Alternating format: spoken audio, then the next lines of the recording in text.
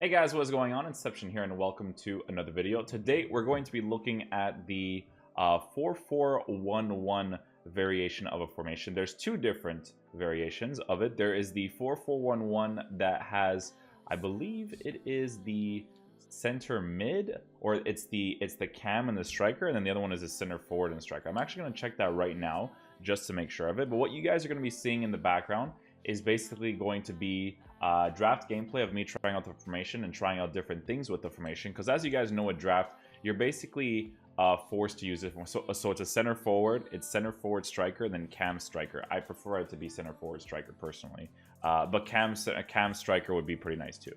The draft gameplay that you guys will be seeing will be the teams that I am using to try out the formation. As you guys know, in drafts you always have to try out different formations, because sometimes you'll use a formation that doesn't end up working really well for you, but you have to use it anyway, so you have to do the best that you can under the circumstances, right? But with the 4-4-1-1, I think the variation of the formation that I got was with the center forward. So what I actually did with the center forward, and I'm looking at my screen right now, that's why I'm not looking directly at you guys. The instructions I put in the beginning were stay back while attacking for the fullbacks. The center mids were on stay back while attacking, cover the center. The center forward was on stay central, I believe.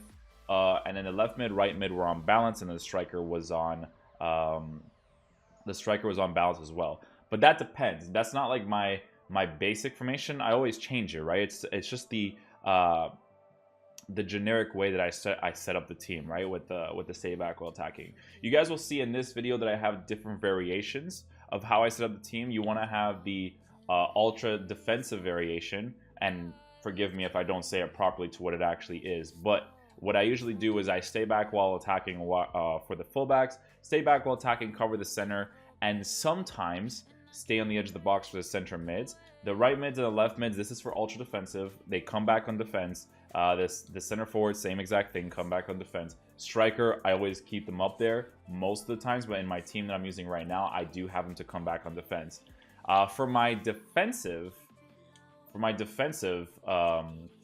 instructions, I have stay back while attacking for the fullback, stay back while attacking for the center mids, but then the left mids and the right mids, right, are on balance, but the cam or the center forward comes back on defense to congest the midfield but still have attacking presence on the side.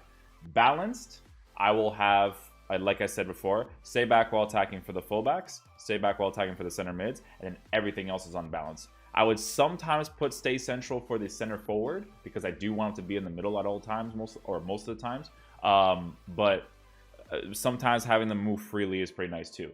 You guys will also see that I have the attacking variation of the formation, where it is stay back while attacking for the fullback, stay back while attacking for the center mid.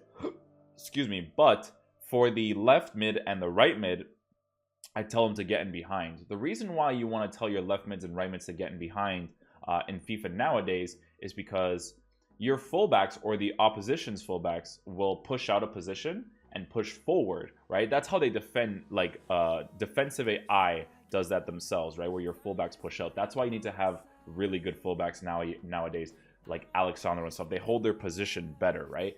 People like Dalbert and Van Aanholt, they will push up a little bit more than they'll push back. Their positional awareness defending is very important, but most of the times when you come up against people's fullbacks, all you need to do is a 1-2 play and do a lob pass, and your left mids and right mids will be through, right? Not through on goal, but they will be through on the sides, right? Because again, the fullbacks overly commit. So it's nice to have the get in behind for the left mids and the right mids to actually do that, right? The center forward, balance, probably stay forward depending on the situation, and then the striker, always on balance. I like to keep the lone striker on balance when I don't have a physical presence, right? So let's just say, for instance, I was using like a 4-2-3-1 narrow, right? And I had my 3 cams to stay forward and my striker to stay forward, getting behind, right? That would work out nicely because physical presence that he had would be important. I saw a comment in the last video that said that I think he was using Balotelli, and Balotelli's physical presence didn't do anything.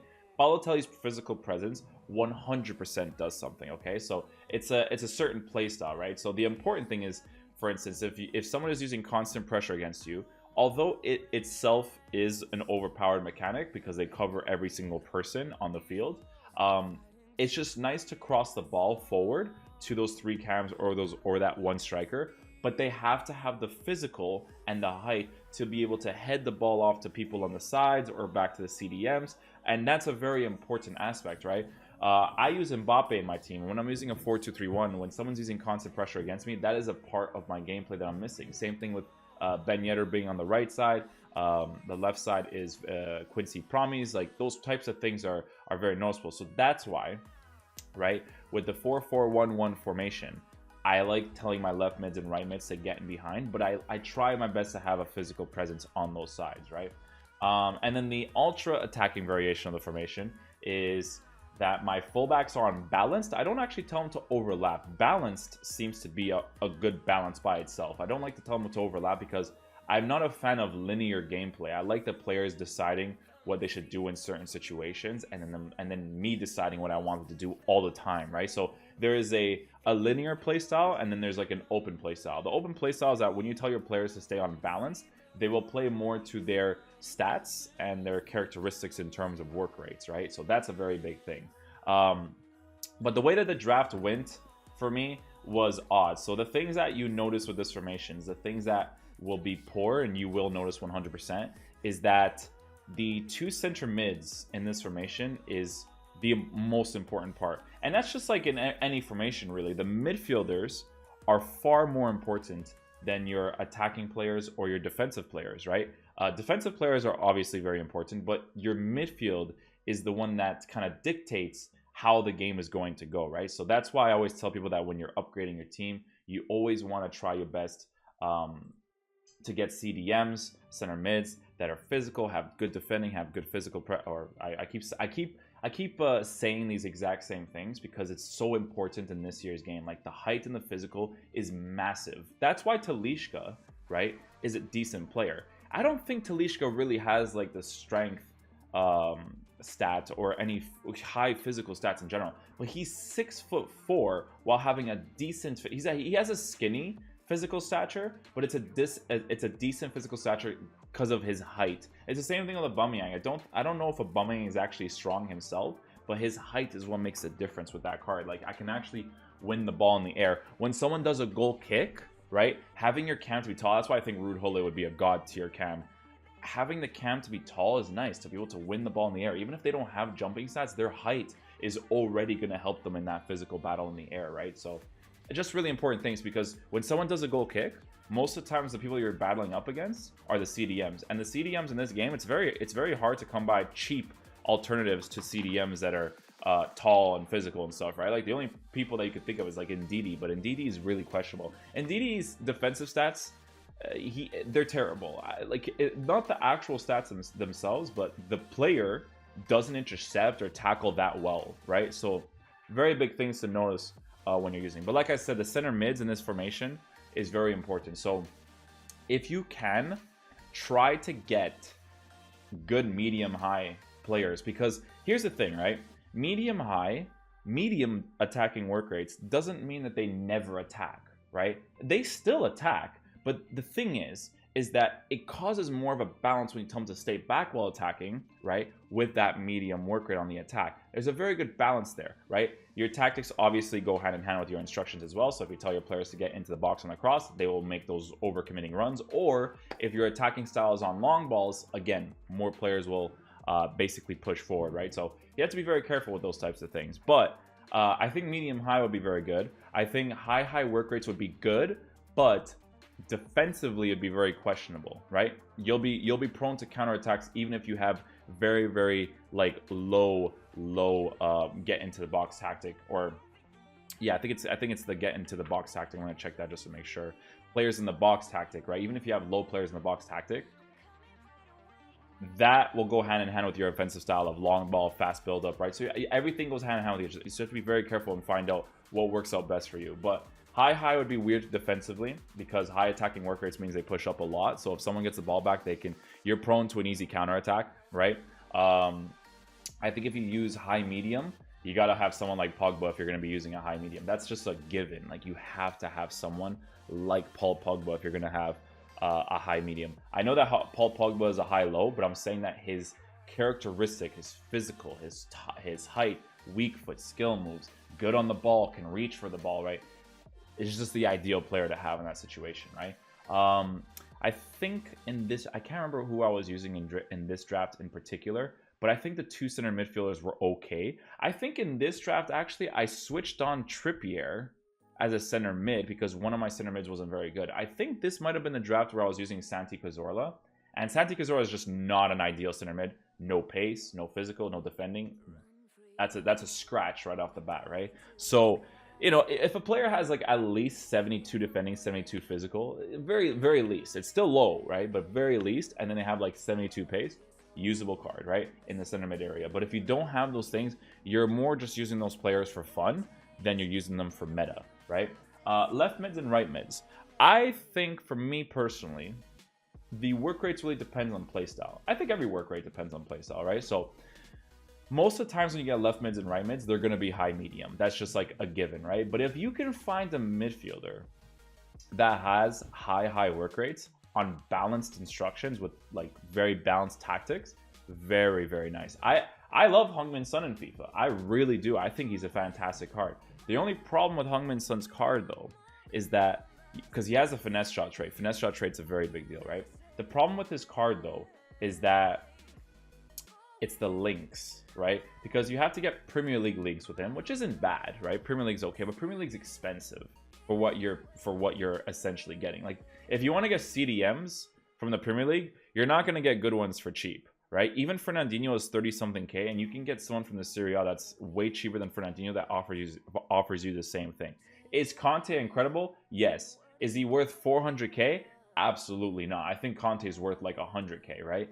In terms of what he offers and everything, because dude, at the end of the day, the height that he does not have is very annoying, but he does make up for it in defensive presence. But it's those things you will definitely notice with his card, right? I even think Makelele would play better than Conte just because he's 3 inches taller, which I know it's gonna sound weird, but I think a 5'9" would be better than a 5'6". I think 5'6" is just, he's just too mini, you know? He's just too mini in that CDM area. He doesn't win any ball in the air, so good luck with that, right?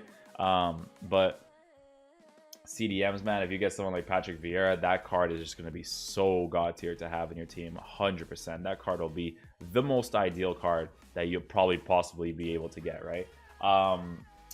So yeah, left mids and right mids, you can use high medium. I think high medium would be okay. You're pushing it with high low. I think my Vincent Promies in my actual team is a high low. I could be wrong in saying that, but he feels like he is a high low. If you play FIFA long enough, you can feel the work rates of the players. So he does feel like a high low. I'm actually gonna check right now just to see, because I have no idea, but he definitely feels like he is, because it's just the way that he positions himself on the left mid side. It's just a little bit different. See, he is high low. See, these are the types of things you notice in the game, right? So high low is okay, but you're pushing it a little bit, right? But if you have the pace to make up for the high low, very good. High for me is the best one. High medium, very good as well. If you get like Neymar on the left side, you're still gonna obviously love the card. He's still gonna be incredible. Then there's like medium. Medium is a weird one, but it can work depending on the playstyle again. So like if you're using medium, your players don't aggressively make runs that often. So the way they position themselves on the left mid and right mid, they'll actually kind of position themselves a little bit better for the finesse shot, because they'll be more conservative pushing forward and coming back. They're gonna, like, I think Mahrez is medium, and to be honest, I liked his positioning.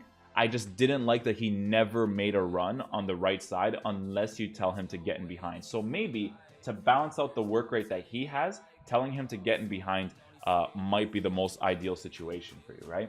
Fullbacks, obviously high work rates, high medium work rates, medium high work rates. Like, I never want my fullbacks to push up. Like, if they were medium high, like not Theo Hernandez, Lucas Hernandez, god tier. I think he might have an inform actually where he's medium high, but that's his center back. I don't know if he has a left back medium high card, but would be very ideal. I love Kyle Walker in this game. Kyle Walker is just a god tier right back. People said that they like Valencia more than Walker, which is interesting to me because Walker is miles better than Valencia this year. Last year, Kyle Walker didn't even touch Valencia, right? Like, in my opinion, I didn't like Kyle Walker at all last year. I even thought that Valencia's inform versions or special versions of his card were still better than the Team of the Year Walker. For me personally, a lot of people like Team of the Year Walker, but it's because of those work rates last year, right? The biggest difference with Kyle Walker's card is that he is now high work rates instead of high medium. So that's why I like him more than Valencia. These things, man, the work rates is a very big thing with your card in terms of how he moves around the pitch. So always be very careful with that when you're setting instructions and tactics, because a player will always play more to his characteristics than they will your instructions and tactics. So I just want to take that. You guys need to take that into consideration when making your teams, right? But I like the 4-4-1-1. I don't like it defensively in the middle. Attacking presence is actually pretty solid because it's a center forward and striker with left mids and right mids with 2 center mids pushed up higher. They're not CDMs, right? They're center mids, so the attacking is pretty decent.